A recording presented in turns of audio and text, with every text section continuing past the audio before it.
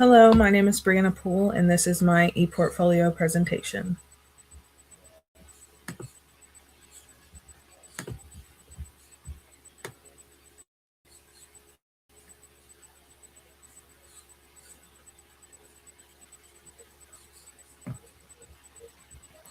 Firstly, I have my professional profiles.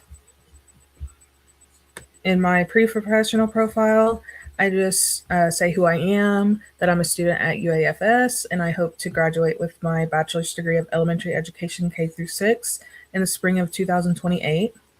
I love to spend time with my family and friends, and I have 2 dogs, Freya and Opie, that keep me on my toes. I've always wanted to be a teacher, and I can't wait to make a positive impact in my future students' lives. In my post-professional profile, I summarize my teaching and learning philosophy that we created earlier this semester. I'm not going to read the entire thing to you for time's sake, but I am going to read the concluding paragraph.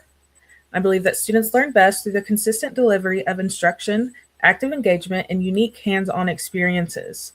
A classroom that encourages critical thinking, collaboration, and technology integration builds student confidence and necessary life skills. Classroom management strategies such as clear and routine procedures, co-created classroom rules, and redirective consequences help create a safe and efficient learning environment for students and teachers. Lastly, but not least, a classroom that is inclusive of all educational and social emotional needs is one that permits every student to feel valued, which I believe is a key to learning engagement. I identify most closely with the practices of constructivism, student-centered learning, inquiry-based learning, and the universal design for learning. And then I have my education and experience. Moving on to assessments. Pre-assessments are helpful in assessing students' prior knowledge of a concept before the lesson is actually taught. Using the results from a pre-assessment, a teacher can deduce what students already know, what students may have a misunderstanding of, and what students hope to learn, and the parameters of the lesson coincide with the extent of their knowledge. Successful pre-assessments occur when students are active participants and teachers assist them in making connections between what they already know and what they are going to learn. I think that is so important. Otherwise, you have a foundation with no house on it and a house with no foundation. Neither are very stable. My tool for pre-assessment I chose was Mentimeter. Mentimeter is an online tool that allows teachers to create interactive presentations that can be embedded with polls, word clouds, quizzes, and discussion questions. For example, I can make a short presentation that includes a poll that asks students to enter how confident they feel with a subject that we're going to learn. And it will create a word cloud that will pop up on the screen. I'm then able to display the results anonymously so that students have the opportunity to discuss and assess their understandings prior to the learning experience. In addition to this, Mentimeter's data organization makes it easy to compare student learning from pre-assessment to post-assessment, which can build student confidence and prove that learning has occurred. Mentimeter actually automatically translates the student answers into graphs and tables that the teacher can read, and you can show the students as well. So I think that's really cool. A formative assessment is used to evaluate student understanding during the learning process. They help teachers identify what concepts students are grasping and what concepts they may be struggling to understand. A formative assessment should be executed so that it continually assesses student learning throughout the entirety of the process. If a student is having trouble with a specific part of the lesson, the formative assessment allows the teacher to recognize it and guide the student to understanding in the same moment. Observing small group work, encouraging students to use a whiteboard and marker, personalized response paddles or buzzers, and using websites and apps to make educational games, quizzes, all keep formative assessments engaging for students. I chose Kahoot. A lot of us know what Kahoot is. I love Kahoot. The kids love Kahoot. It's a really fun buzzer-style answering platform. And what's really cool about it is that the teacher can control the whole quiz from their computer, but the students also get to be involved. They answer on their own devices. If you don't know what Kahoot is, I would definitely check it out. A summative assessment is a higher stakes evaluation of student learning following the completion of a lesson.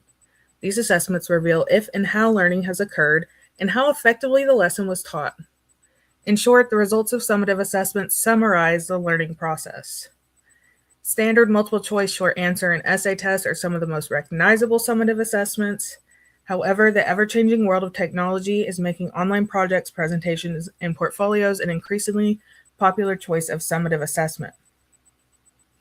Integrating technology into summative assessments boosts student engagement and involvement, allows students to showcase their creativity, can accommodate students with different educational needs, and can improve computer application skills that are necessary for future success.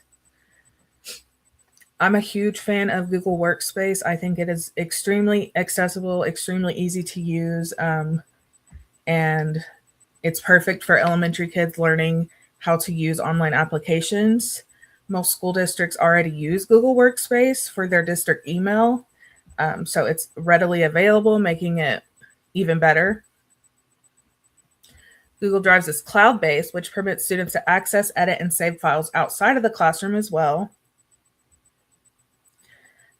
Using Google Drive, a teacher can create a rubric using Google Docs, easily share it with students, and instruct students to create an infographic or educational poster, interactive presentation, or complete a digital flowchart that can be electronically shared with the teacher on Google Drive.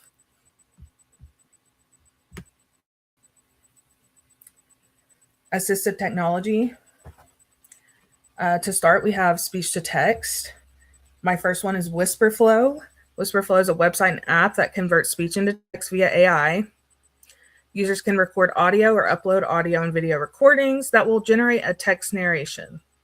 Whisperflow also uses AI to create a natural cadence in the text and to adjust its context to ensure that the formatting, word choice, and style is appropriate for the situation.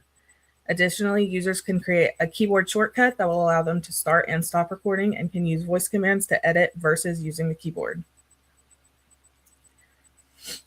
Speech Notes is a web browser AI speech-to-text tool that does not require downloading or account creation to use, making it an extremely accessible, valuable classroom resource. Speech Notes Diction Notepad is a free feature that mimics physical note-taking by beginning each note with a blank white page.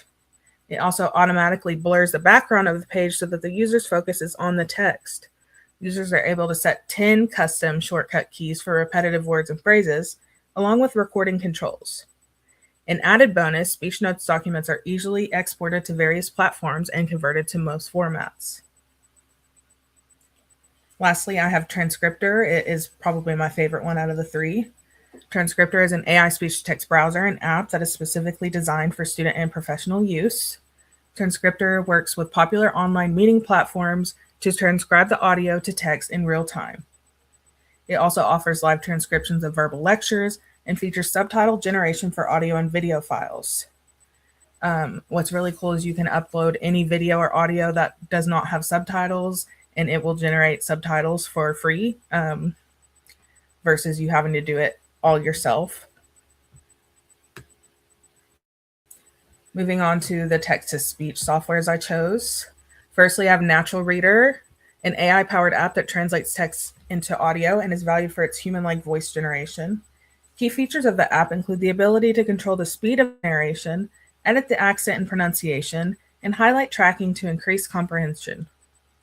Natural Reader can read uploaded files, documents, and websites, which along with its simple design adds to its accessibility.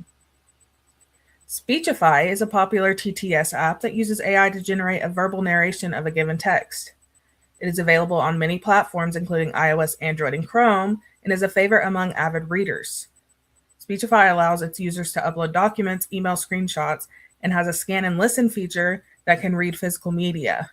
You can actually take out your phone and scan a paper, a flyer, a book, and it will translate it to a digital version. I thought that was amazing. Lastly, Read and Write. Read and Write is amazing literacy support software by Everway, headlining a unique floating toolbar that includes a text-to-speech tool. It aims to assist every learner and was developed with students and teachers in mind. Read and Write's talk and type tool will read digital files, documents, and web pages, and offers distinctive dual highlight tracking. Read and Write also features a dictionary and picture dictionary that allows students to instantly define and identify challenging vocabulary. This all-in-one software is very hard to beat. Highly recommend looking into that one. Then I have my assistive technology resources. I found Inclusive Schools Network that promotes inclusive education practices by offering online resources to educators, students, parents, and communities. The site features a resource library, a collection of information, tools, and tips in article form, which includes a technology tab. Inclusive Schools Network's Inclusive Education Toolbox contains a variety of resources such as interactive tutorials, exclusive webinars, and online professional development courses. Next, I have CITES, or the Center on Inclusive Technology and Education Systems. CITES was developed by CAST, and they create brilliant video lessons over assistive technologies for educators that are accompanied by facilitation guides for professional development discussions. CITES also hosts webinars and events and has even fostered a collaborative online community with the goal to mobilize educators to develop and sustain inclusive technologies in the classroom. The AT3 Center is a training and professional development resource designed to promote knowledge and increase access to assistive technology tools. All educational courses are free and flexible, offering professional instruction and opportunities to connect with peers and online community. Additionally, courses are categorized by public, professional, and partners of the AT3 Center, ensuring accurate instruction for each.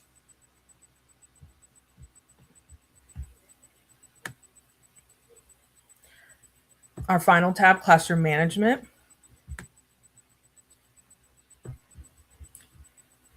To the left, I have Classroom Rules. Classroom rules are essential to fostering supportive learning environments and are most effectively developed in collaboration between students and teacher. As we know, student involvement increases engagement, meaning that students are more likely to follow the rules if they had a hand in making them. In classrooms I've experienced, the phrase classroom rules is traded for social contract, adding an extra layer of responsibility for all stakeholders to adhere to the rules. Responsive Classroom is an online resource that promotes the cultivation of safe and connected classrooms through a student-centered social and emotional learning approach. It has great references for developing classroom rules. For example, How to Bully-Proof Your Classroom by Cal the Crow serves as an excellent support from which Responsive Classroom developed their online resources for classroom rules. Classroom procedures are the routine tasks of students and teachers that happen during a school day. Transitions, organization practices, and hand signals are only a few of the many procedures that occur in a classroom on a daily basis. It is important that these procedures are clear, consistent, step-by-step instruction in order to maintain an effective learning environment and maximize the amount of class time that's spent learning versus preparing to learn. Jody Durgin, an experienced educator and creator of Teaching with Jody Durgin and Company, advocates that planning and consistency are the key to effective classroom procedures. Her website provides an amazing downloadable guide to creating personalized classroom procedures that can be printed and organized into a binder. Moving on to consequences. Consequences in an elementary classroom should focus on redirection rather than punishment, in which teachers explain why a behavior is disruptive while also encouraging the student to make better choices. The Iris Center's Classroom Behavior Management Plan, available to view free on their website, states that consequences are most effective when they are specific, logical, related to the behavior and established rules, and organized into tiers of intensity. The plan also includes audio recordings of real teachers sharing the positive and negative consequences they use in their real classrooms, as well as links to research and printable activities for teachers to complete throughout. The Iris Center is a valuable resource for professional development.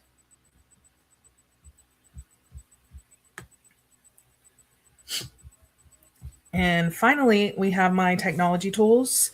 I chose ClassDojo. I'm a huge fan of ClassDojo. If you don't know what it is, it's loved among teachers and students and parents for its ability to bridge the gap between the classroom and home by allowing teachers to share messages directly to parents and permitting parents to track behavior updates in real time. Probably my favorite thing about Class Dojo is that it actually allows the students to customize their own little avatar character, and they get so excited to show me if they gave it a new hat. They can, I believe they can get prizes, little customizations for their avatar. So it's just a really fun, engaging, interactive website. The kids love it, teachers love it, parents love it. 10 out of 10 recommend it. And then I chose Homeroom. Homeroom is a private and secure photo sharing app designed for classroom use. Teachers can actually create a class album and invite parents through email and phone number, and it is considered very safe and private. Teachers can also disable or enable comments and parent photo contributions, which I thought was really cool. A nice thing that Homeroom offers at the end of the year is an end of year book, they call it. It basically converts all of the pictures from the class album into a physical hardback copy for the students to take home.